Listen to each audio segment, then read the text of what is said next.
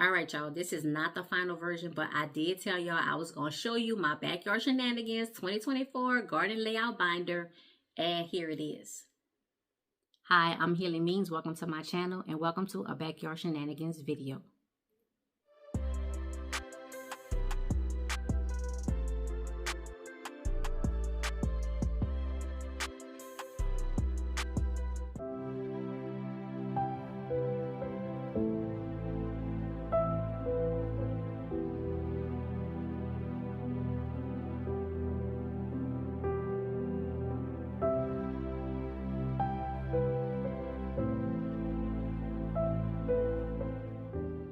All right, ladies and gentlemen, I am losing my light. I just finished recording my Alliance of Native Seed Keepers seed haul video.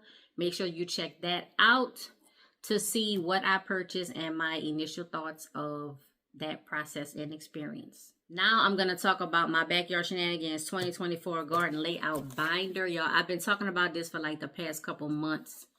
I have been using components and parts of this binder for years, but I finally just put it all together in something that is presentable enough for y'all to see. Now I'm gonna show y'all like the pretty pages, and then I'm gonna show y'all the pages I'm working on. This is not finished. This is not the final version, which I should have printed out by next week, but I'm gonna show you where I am and what I've been doing so far. Y'all, first, this cover, this is just something, I did this whole thing in Microsoft Word. I ended up doing a separate document for each page because I was having some formatting issues. I'm still having some formatting issues, but it's better having everything on a different page. Once again, I have done an overhaul of the garden layout. If you look at my 2021 garden, my 2022 garden, and my 2023 garden, they're different every year, and 2024 is no different. So what I did this time is, as I was doing the layout, I'm dividing different growing areas and kind of focusing on the microclimate. Miss Gail, I believe her channel is Georgia Peach. I can't remember her channel, please forgive me, but Miss Gail, she just did a live stream and she did a follow-up video talking about growing zones and microclimates, and both are very important, if not equally important. Your growing zone is just like the major, 1, 2, 3, 4, 5. Like I'm in Southern California, and that's growing zone 10B. Well, Florida also has a 10B. Our climates are different, but we're still in the same zone because it goes by a 10-degree temperature range by your frost dates. So the zone is a 10-degree range, and then the A and the B are 5 degrees each. The B is warmer than the A. All right, y'all, so enough of that. But each of my different areas, each of my different growing areas in my yard, they do have microclimates. Some areas are in full sun. Some areas are in partial shade. I'm growing in a green stalk vertical gardens, and that's different than growing in my 5-gallon pots, which is different than growing in my mini raised beds. So I have a lot of microclimate situations going on, and I wanted to address each area to help me determine which plants, which fruit, vegetables, and herbs would grow best in each area. So right now I have sections for my planter pots where I have my trees, and my trees are actually in 3 different areas. My mini raised beds are built upon yellow pallets, and then I have 5-gallon buckets and 15-gallon planter pots that I built stands for. For instance, these are my planter pots that are against the fence at one end of my swimming pool. And you'll see that these spots up here correspond to these pots down here. This one I just bought recently, grapefruit, and I think I did a YouTube short or a community post on that. So this pot does have a tree in it now, but as you can see, all of my pots are here, and then what they are up here. These pictures are not current and accurate, but as I was going through and updating the information here, this was just a visual for me to see what I was working with in a particular area. Here is another area where I have more fruit trees. These are between my mini raised beds, but these are more fruit trees. So as you can see, I have my pink lemonade, I have my blood orange, and then I have my Valencia navel orange. And then I have herbs in these containers that are between the trees. Y'all, and I'm sorry, I know that this is a glare because I do have my sheets and document protectors. This is the last area where I have a planter pot for my trees, and this is where my cherry tree is. Now, if you notice, even though they have a lot of pots and stuff around here, the only thing I have listed right here is the cherry tree because this page is focused on the planter pots. This is the layout for my 5-gallon bucket stand, and I can fit 14 5-gallon pots here.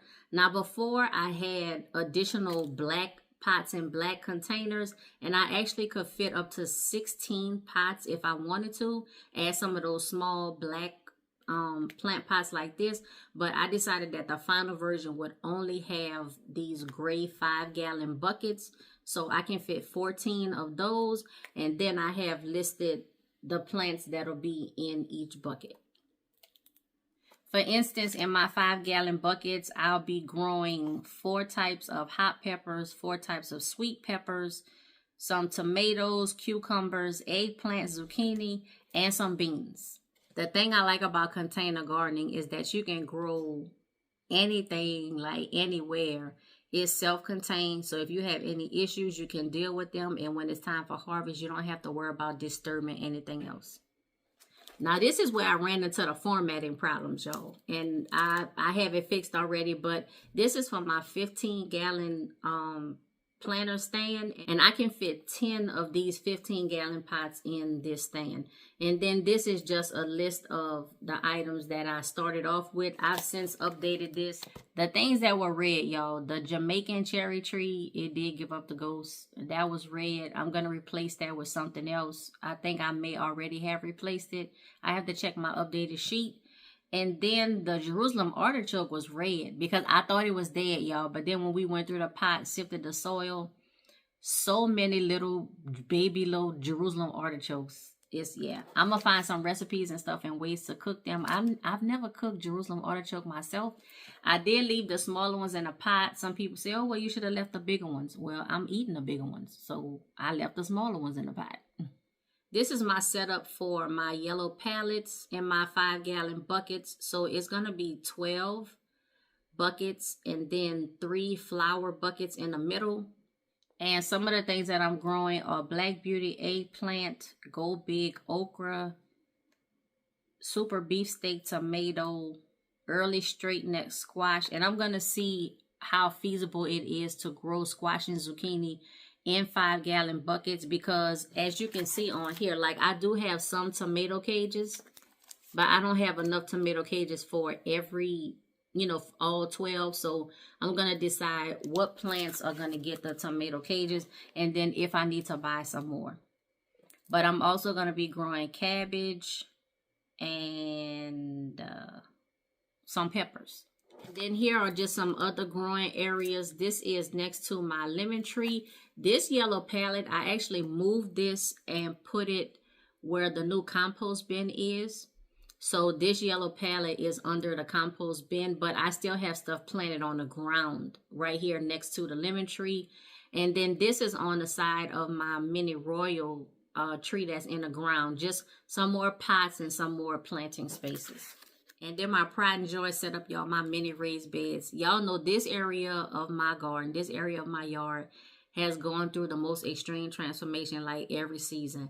But now I have 6 mini raised beds. They are about 2 by 3, so small raised beds, but I have them set up. So I have my elephant garlic, I have my kitchen garlic, and then back here is going to be corn and sunflowers. On this side, I have watermelon, cantaloupe, and tomatillos and ground cherries, I believe. And then I also have oyas in these areas because, watermelon and cantaloupe, they need a lot of water.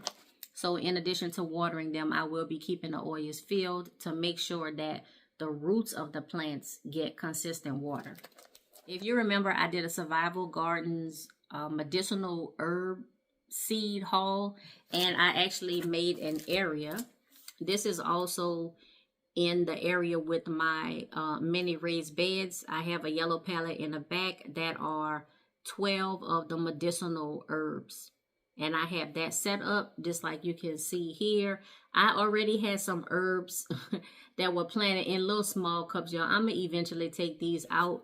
But these are the 12 medicinal herbs from Survival Garden Seeds. And I think for the most part, everything has germinated. Some stuff seemed kind of slow, but I'm just going to put a few extra seeds in the containers and we're going to go from there. This is Aunt Jerry's raised bed, and I have the whole thing empty, but y'all know that they have carrots growing in the front here, but that's about all that survived the tsunami that happened right after I planted the seeds, y'all. I had this whole thing filled with seeds, and about 2 days after I planted the seeds, just the rain and the wind, I do believe, washed all of the seeds out there. That and the opossum that we have, that I have a trap set, but still have not caught it, is smart. And then plus the day that we put out the trap, it rained that night, so... But the trap is still out there, y'all, with some sardines. I didn't have the Cocoa Puffs and some of the other stuff that everybody recommended. I just used what I had, and we haven't caught anything. So no stray cats, nothing like that. And then the next 2 pages are for my green stalks. So this is the layout for green stalk number 1. And I just named them green stalk number 1 and green stalk number 2. You can see, like, these are the smaller ones. So these are the leaf pockets, which are 7 inches. And then these are the original, which are 10 inches. And I even made them different sizes so I could tell.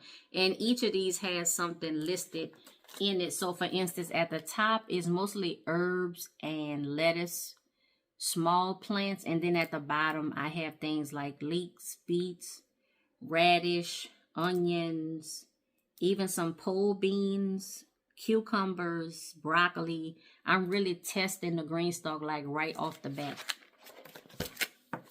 And then this is just the second one, green stalk number 2, same setup. And this one I have strawberries, onions. So the Ozark strawberries that I have in the long green trays, I'm going to take them out of there and put them in the green stalk. I almost bought some other strawberry varieties, some strawberry plants. But y'all, the price was getting too high. I should have bought them when I first saw them. I didn't. And now the price is too high. And so we're going to stick with them Ozarks.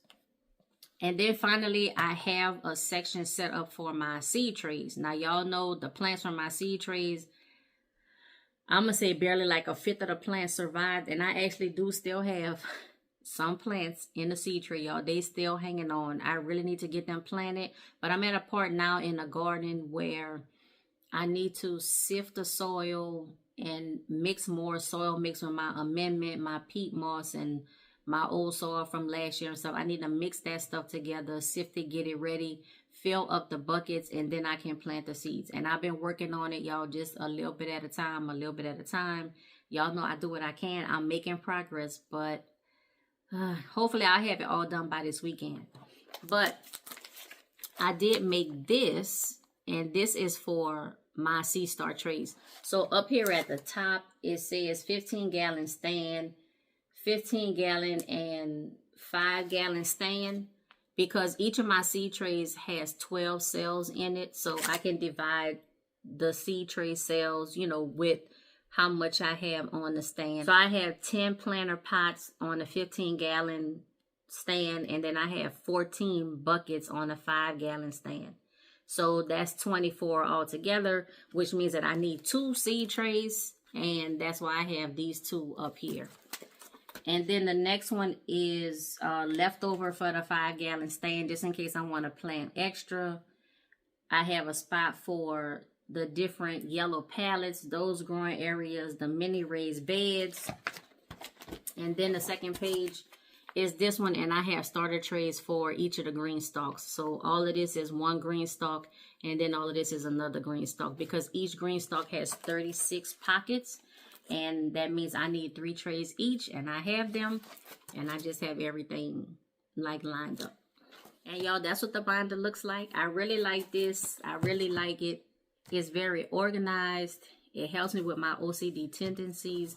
I can look at this at any moment, and as long as I follow what was on the paper, I could tell what was in each growing area, what's in each pot, what's in each bucket, what's in each pocket of my green stalks, what's in each raised bed.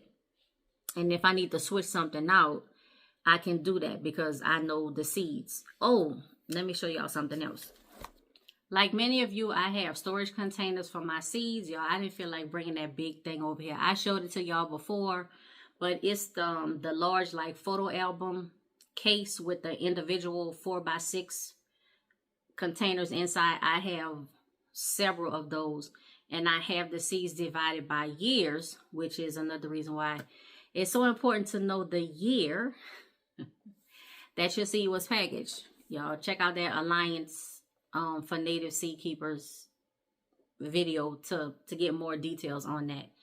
But every time that I plant something, especially if I need to resow some seeds because something didn't take, or something died, or the possum grubbed it up, or you know, it got devoured by pests, whatever, I don't want to keep having to bring out those big cases of seeds. So for each of my growing area, I put the seeds in the photo albums. Now, y'all remember, I went to Dollar Tree or 99-cent store, y'all, RIP 99-cent store. But I went to those stores and I got these little photo albums like this. And so for each of my growing areas, I have a photo album. For instance, this is my 5-gallon buckets. So see, 5-gallon buckets, the current garden, and then everything that's in my 5-gallon buckets is in here. So if something happens to the plants, like I said, if I have to resow seeds or if I just want to sow extra, I can pull out this small little album, y'all. I can pull this out instead of going back into that big, huge case, you know, going through alphabetical order, because you know they're alphabetical order, but trying to hunt down the seed, trying to see, okay, which packet is open, you know, make sure I don't open a new packet. If I have a packet that's already open, all I have to do is go to the seed. So I have one for each area. Like I said, for instance, this is the 5-gallon bucket. I have one for the 20-inch pots. Even though the 20-inch pots are fruit trees, I still made little placeholder labels, if you can see that. Oh, I know the glare is horrible, y'all. I'm sorry. But this is for all of my fruit trees. I have one for the 15-gallon pots. And then for each of my pallets. So like this is pallet 2 and pallet 3. So I have the cantaloupe in pallet 2. I have the ground cherries and the tomatillos in pallet 1. This is from Etsy and this is from M.I. Gardner. Y'all, I'm sorry about the glare.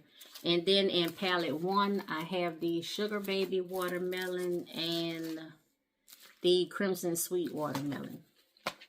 Also for my green stalks. So it's kind of thick, y'all, but I have one for, hold on, let me fix the little thing. And even for my green stalks, as you can see, so I know it's a little thick and open, y'all. I had to rubber band to make sure that they didn't come loose, but everything that I have in my green stalks, I also have that in here. Again, it just makes it a lot easier if I need to resow some seeds or just whatever, I have it in here. And of course, it's in here in the order that is in the planting area. Y'all, of course, you know me, of course. I hope you enjoyed seeing how I organize my 2024 Backyard Shenanigans garden layout. I am still updating the binder. I have a few things that I'm switching around. At the end, at the finalized point, I am going to take more pictures. I'm going to add the pictures back. It's still a work in progress. Y'all see, I have a lot. I've been changing things, switching stuff around. Just, you know, updating. Y'all know a garden is never really settled. The work is never done, but I'm taking notes. I'm updating things. I have all of this in Word documents. Like I said, it's on my computer, on my laptop. So as I make these changes, I update them. And eventually I will have a finalized version for 2024. All of this will help me in future years of my garden to just be more organized, to be more efficient, and hopefully work smarter and not harder. Ladies and gentlemen, that's all I have for this video. Please remember to subscribe to my channel. Click that notifications bell. Like, comment, and share with everyone you know. And until next time, be safe, be well, and be blessed.